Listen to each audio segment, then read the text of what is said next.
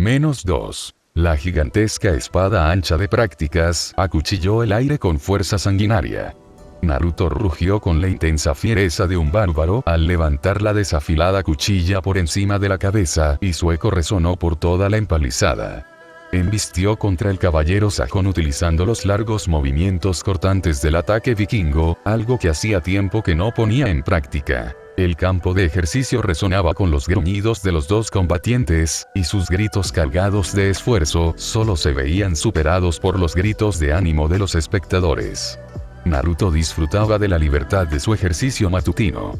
Los soldados que observaban se empujaban los unos a los otros, luchando por hacerse un hueco desde el que ver mejor, y los jóvenes escuderos y pajes observaban al combatiente extranjero con la boca abierta. El sol era excepcionalmente abrasador, pero el duque no se había quitado la capa, y se le pegaba la espalda empapada de sudor al mover la mano por encima de la cabeza, haciendo girar la espada enloquecido.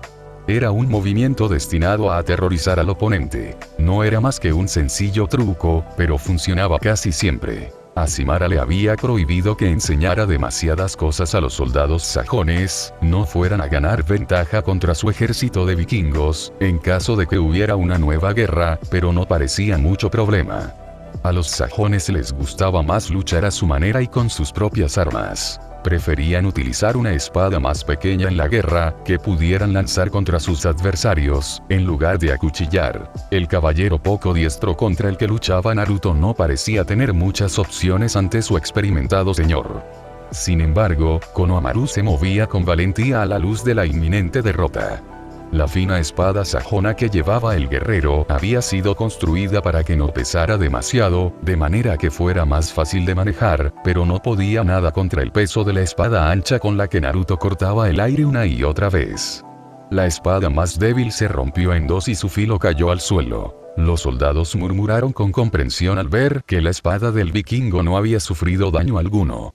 El contrincante del duque se quedó mirando su espada sorprendido antes de arrojar la empuñadura inservible al suelo. Agarrado a su escudo, aguardó el siguiente golpe devastador. Naruto sabía que los caballeros sajones ocultaban su miedo al ver la enigmática forma en que se movía. La ancha espada se fundió con su brazo y la blandió con la facilidad de la práctica. Aunque no estuviera afilada, una espada podía ser letal si se usaba correctamente. El duque no pensaba en matarle mientras se acercaba. En el fragor de la batalla, la mayoría de los caballeros aspiraban a luchar con valentía, pero Naruto se reía de la muerte en su cara, retándola a que viniera y se lo llevara. De alguna forma, quería que viniera a buscarle. El duque rugió con evidente hostilidad al ver que su adversario caía al suelo bajo él. Si Konohamaru quería ir algún día a la guerra, debería aprender a sobrevivir. Siendo compasivo con él no le ayudaba. Naruto no sabía por qué le importaba, pero si enseñaba a un hombre, lo haría bien. Además, aunque se resistiera a admitirlo, Konohamaru le agradaba. El duque golpeó con fuerza el escudo del derrotado caballero, partiendo la gruesa madera. Del impacto, el brazo de Konohamaru fue a dar contra el suelo. El hombre gruñó de miedo al ver que sus dos defensas estaban rotas en el suelo y que no tenía con qué protegerse. «Deténeos», gritó el vencido, presa del pánico. Konohamaru rodó por el suelo, fuera del alcance de la espada del duque. Su espalda sudorosa y desnuda se llenó enseguida de suciedad, y abrió los ojos azules de miedo. «Deténeos». Naruto sacudió la cabeza, saliendo de su aturdimiento cuando la niebla de la batalla se disipó. Confundido durante unos segundos, dejó caer la espada a un lado y alargó una mano para ayudar a Konohamaru a ponerse en pie. El duque le brindó un fugaz amago de sonrisa, más rígida y severa, y más dolorosa que agradable. Había estado a punto de matarle. Pensé que ibais a matarme. ¿Qué forma es esa de luchar, mi señor?, exclamó el hombre. Se pasó el antebrazo por las cejas sudorosas y se sacudió el torso desnudo. Estabais como poseído. Nunca os había visto así. Konohamaru, respondió Naruto con una risa forzada. Consiguió mantener el tono grave de su voz, aunque por dentro temblara como una hoja. La paz os hace decir esas cosas. Ha pasado demasiado tiempo desde la última vez que batallaste. Tal vez tengáis razón, aunque no tengo el más mínimo reparo contra la paz, mi señor. Ciertamente la prefiero a tener que vérmelas con vos en el campo de batalla. Konohamaru rió y se rascó la parte posterior de la cabeza. Frotándose los hombros, sonrió a Naruto avergonzadamente. Pero creo que es probable que la preciosa Remon me esté ablandando. ¿Remon? Naruto frunció el ceño. El sudor le caía por las cejas y hacía que la bajo capa negra se le pegara a la piel, pues el color atraía el calor del sol. El duque tiró de la capa y se la pasó por encima de la cabeza en un solo movimiento. Konohamaru fijó la vista en el suelo al verle. Tragó saliva y se agachó para recoger los restos de sus armas, solo para entretenerse llevándoselas al escudero. Naruto casi nunca se descamisaba para hacer ejercicio, pese que muchos de sus hombres luchaban así. El duque no se ocultaba tras sus ropas porque fuera demasiado pudoroso, sino por la forma en que le miraban cuando no lo hacía. Vio con acostumbrada indiferencia cómo Konohamaru apartaba los ojos de él. El joven procuraba no mirar el torso desnudo de su señor. ¿Remon? Preguntó de nuevo Naruto al ver que el chico no le contestaba. Hizo un gesto al resto de sus hombres para que continuaran con sus prácticas y le hizo señas a un muchacho para que le trajera su espada de verdad, que empuñó con firmeza en cuanto le hubo dado la espada Roma al chico. No le gustaba perder de vista su espada ni un minuto. La de la cocina. La misma, sí, admitió Konohamaru con un brillo indicador de anticipo y miedo en los ojos. Tragó saliva con fuerza. Quiero hablaros de ella. Naruto observó al caballero que tenía enfrente. Konohamaru era joven y no había visto muchas guerras, pero prometía y formaba parte del acuerdo al que había llegado con el rey Madara. Era uno de los hombres de confianza del rey Sajón, y debía servir como uno de los caballeros de mayor rango del ejército de Naruto. Al duque no le importó el acuerdo, pues le gustaba aquel hombre. Konohamaru había demostrado ser leal, trabajador y un alumno astuto. Sin embargo, era también un apuesto chico por el que la mayoría de las féminas se sentían atraídas. Sin duda alguna, cualquier criada maquinadora vería en él un buen marido por el que luchar. Esa era la razón por la que el duque odiaba ver que se casaba tan pronto, pues sabía que el caballero iba a pedirle la mano de Remon. Aquellos últimos días, Naruto había observado con poco interés los flirteos de Konohamaru y Remon. ¿Qué más le daba que sus siervos tuvieran amantes? No obstante, no se había dado cuenta de que las intenciones del joven hubieran ido tan rápido. Ahora entendía por qué se había mostrado tan dispuesto a luchar contra él en un combate simulado, pese al humor de perros del duque. Sí, porque no hay nada más angustioso para un hombre que sentirse atrapado por una mujer, especialmente por una mujer por la que se siente especial cariño. Por eso deberían concertar los matrimonios. Es la única forma de que una alianza de esas magnitudes llegue a buen término. No, Konohamaru. Ahora no, dijo Naruto, girándose para marcharse. Sintió una oleada de dolor en el estómago e ignoró la culpabilidad que sentía al darle la espalda al joven. Tengo mucho que hacer. Hoy no puedo daros consejo. Pero, suplicó Konohamaru, pero el duque le ignoró. Naruto se apartó de él, despidiéndole. Seguid con vuestros ejercicios. La próxima vez que nos veamos quiero ver más progresos en vuestra destreza con la espada. Naruto gruñó cuando el joven trató nuevamente de detenerle. Salió del campo de ejercicio y se dirigió a la sala principal a por una jarra de cerveza, golpeando con fuerza el suelo al andar. Se le removieron las entrañas al entrar en el castillo.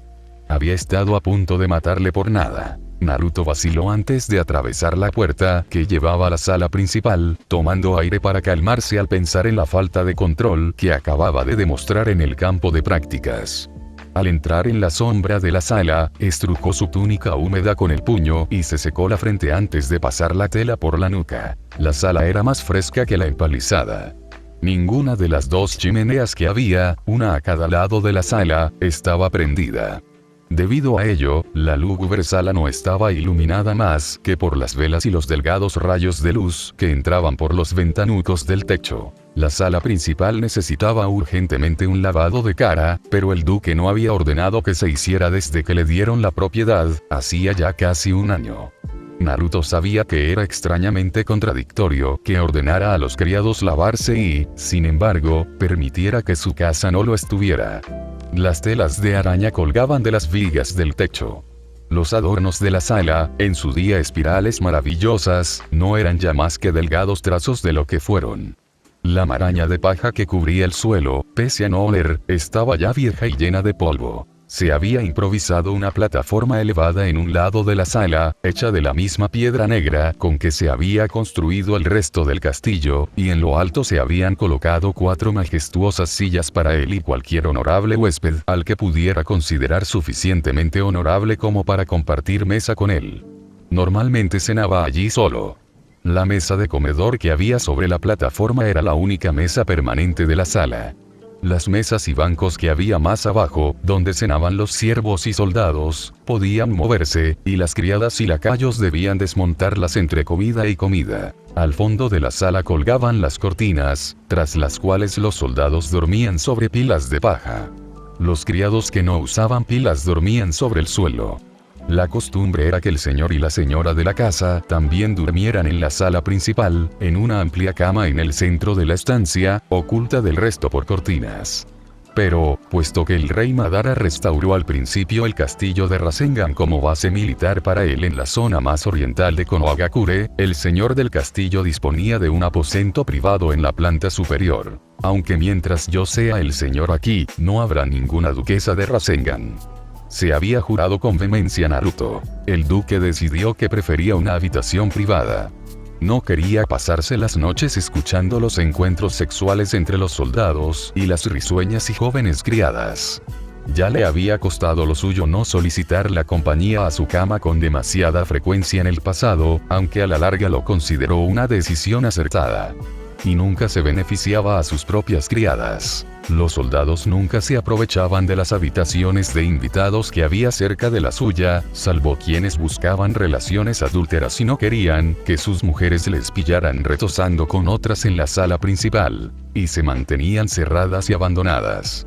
Hasta que llegó la misteriosa doncella, que residía ahora en una de esas habitaciones. Había ordenado que la pusieran en uno de los aposentos de la torre, lo más alejado posible de su cama. Naruto observó brevemente la escalera que daba a la habitación de su misteriosa invitada.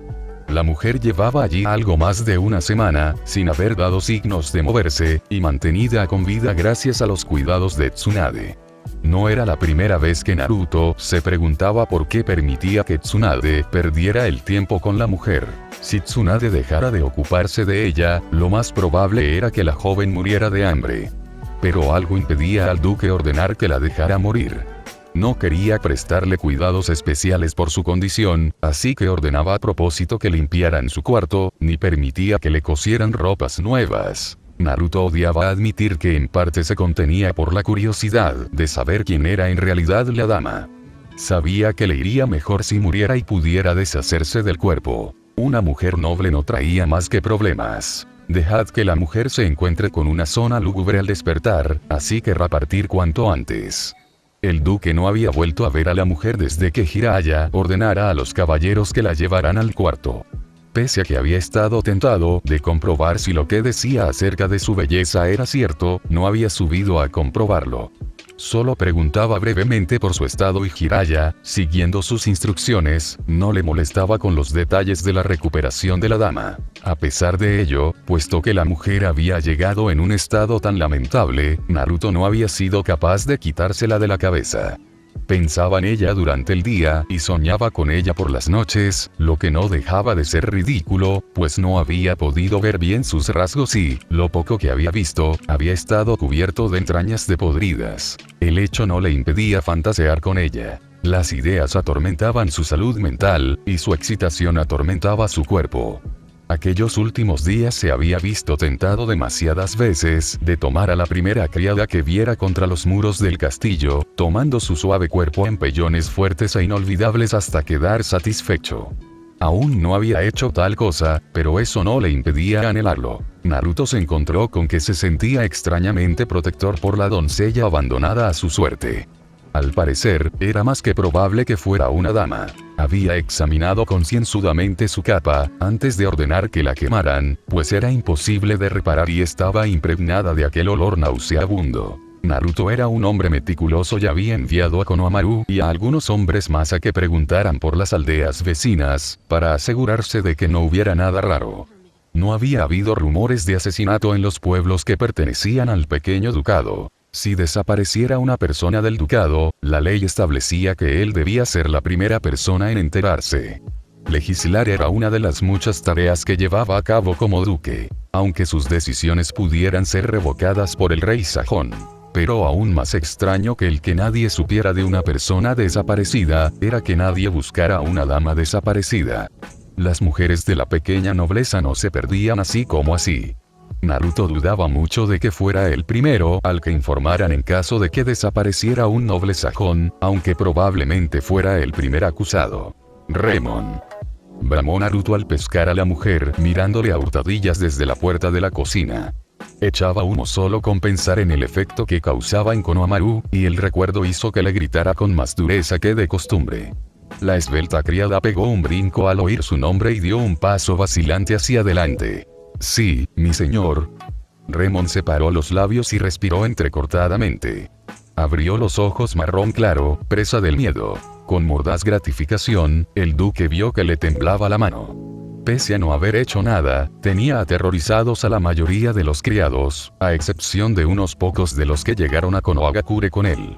Pero tenían más miedo de lo que Naruto no había hecho. No había mostrado ninguna compasión.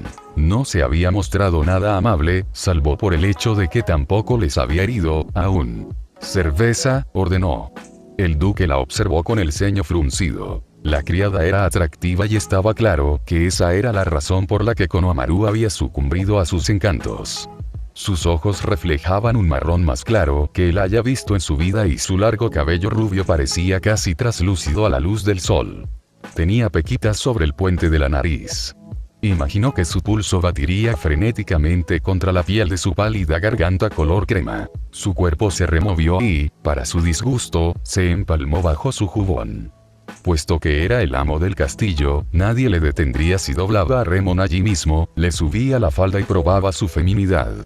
Se le encogió el estómago al pensar en la carne cálida y suave envolviendo su erección, aceptándole mientras la saqueaba y tomaba lo que quería. La criada tragó visiblemente al observar los músculos de su torso desnudo, y la mirada que le dirigió acabó de inmediato con su deseo. Naruto no quería miedo en su cama. Puesto que la criada no se había movido para obedecer de inmediato, chilló. «¡Ya!». Remon le miró directamente a los ojos antes de bajar la vista al suelo. El duque volvió a gruñir, fuerte y con monstruosidad, y la criada se escabulló de allí. Naruto soltó aire con fuerza antes de subir despacio las escaleras de la plataforma que llevaban a la mesa. Dejó la túnica y la espada sobre la mesa y se sentó en su silla. Recostó la cabeza hacia atrás, cerrando los ojos para pensar en cualquier cosa que no fueran las necesidades de su cuerpo. Aquella sala era pequeña, en comparación con algunas de las que había visto en sus viajes, pese a que le hubieran dado el título de duque. El título y las propiedades no eran más que los beneficios que le habían concedido por tomar parte en el tratado de Uedmore. El rey Ashimara le nombró duque para que Madara tuviera a un noble de alto rango como prisionero. Contentos de no ser ellos los desterrados, ninguno de los demás nobles a las órdenes de Ashimara protestó porque le nombraran duque.